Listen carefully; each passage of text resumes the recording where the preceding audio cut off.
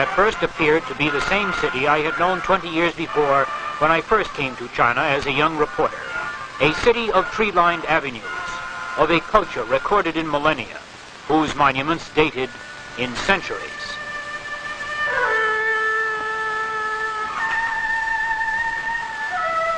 But I soon learned Peking was full of new sights and sounds. The parade was just a rehearsal for National Day. It is Communist China's leading holiday. Celebrations go on for 2 days. They were carrying banners supporting Zhou Enlai's demands for the liberation of Taiwan. They were full of enthusiasm. Taiwan must be liberated. United States get out of Taiwan, they said. At that moment, the communists were shelling Quemoy.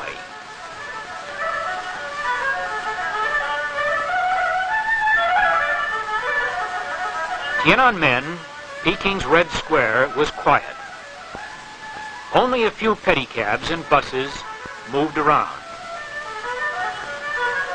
The Chinese characters say, "Long live the People's Republic of China. Long live the solidarity of the peoples of the world." On National Day, this square would be filled. Hundreds of thousands of Chinese would be on hand to watch. Here the Chinese communists staged their biggest rallies. The men in the street underneath my hotel window were building a sewer. The work went on 24 hours a day.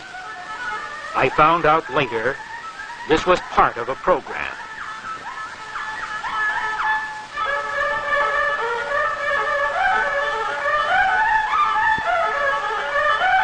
On Tiananmen Square, some men were reading anti-American protest letters posted on a cloth bulletin board.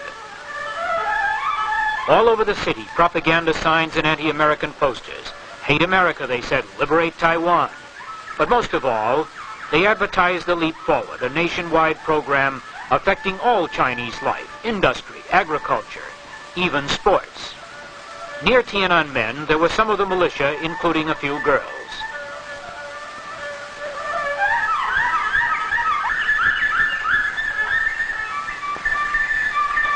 They were playing cards or other games. The People's Militia is organized by provinces and military districts. Reserves for the Army are trained. Although all ages 18 to 45 have to serve, most young Chinese enter the militia from the youth organizations. They are indoctrinated in communism.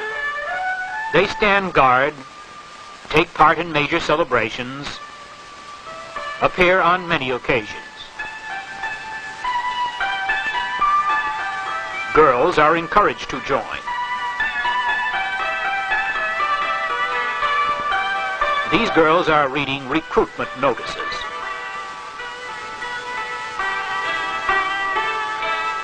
Traffic was filling the streets. Chinese pedal to work. Pedicabs are used for carrying small loads. Men pull heavy loads. There were cars, buses, carts.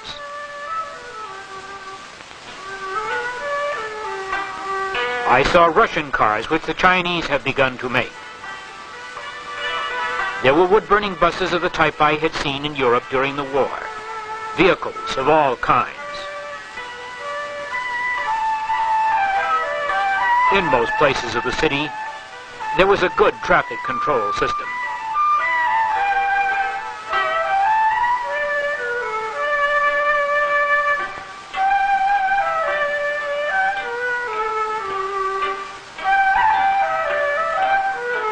This truck was pulling a string of trailers, carrying a load of coke for steel making in the Leap Forward. The people moved among the ancient monuments of their city. They were dressed in many different ways. Men in uniforms or trousers and shirts. Women wearing trousers or dresses. A trip to Peking's outskirts past the monument to the people's heroes. The Catholic Church.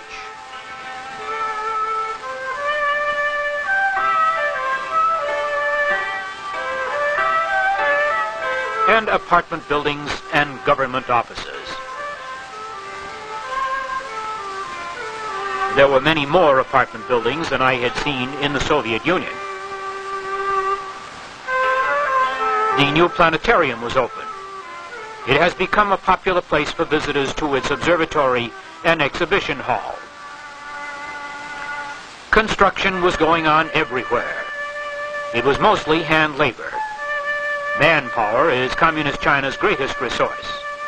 Colorful fabrics in a Peking textile factory.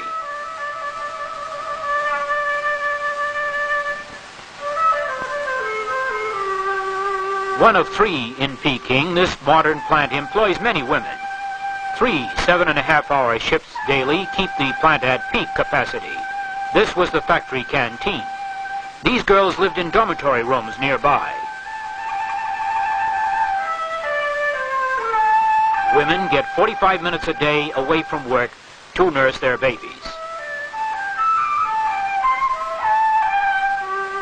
A new maternity hospital. Part of it is still under construction. Most of Communist China's workers and government employees come under an extensive socialized medical program. A clinic provides on-the-job care.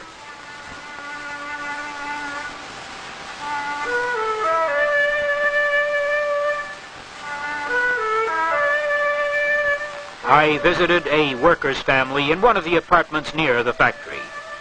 5 people occupied a small apartment for which they paid about $1.20 a month rent. Kitchen facilities in a courtyard.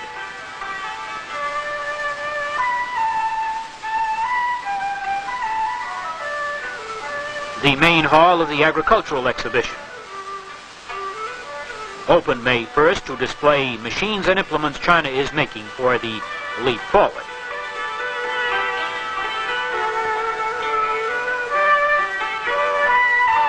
A display of fabrics for export.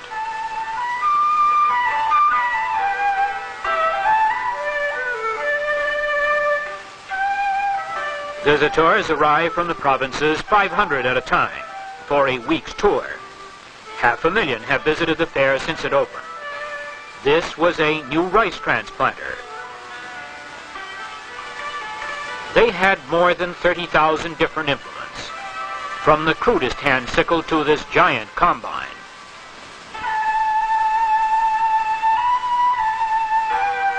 They had more than 170 different types of tractors: steam, coal burning, gasoline, diesel. They claim to have built many in the last 5 months.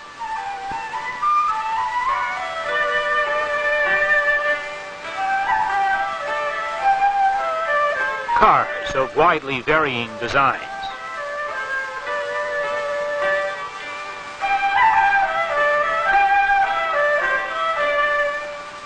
Turbines of all types were on display. Locomotives for China's new railroads. This was the only steam shovel I saw in China. But this was only the beginning, they said. The leap forward was only the first step toward China's advanced economic progress. An exhibition of irrigation machinery ranged from steam power to small gasoline motors, even foot and hand treadle.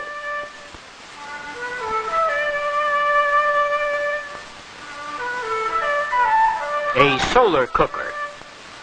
It was a featured exhibit. Outside the fairgrounds there was a pool.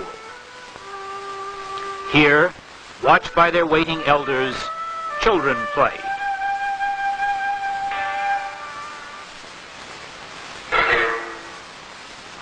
Goldfish in the pools of the Summer Palace, a reminder of China's past.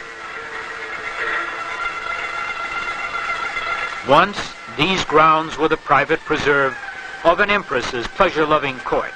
She spent part of a naval budget on this marble boat.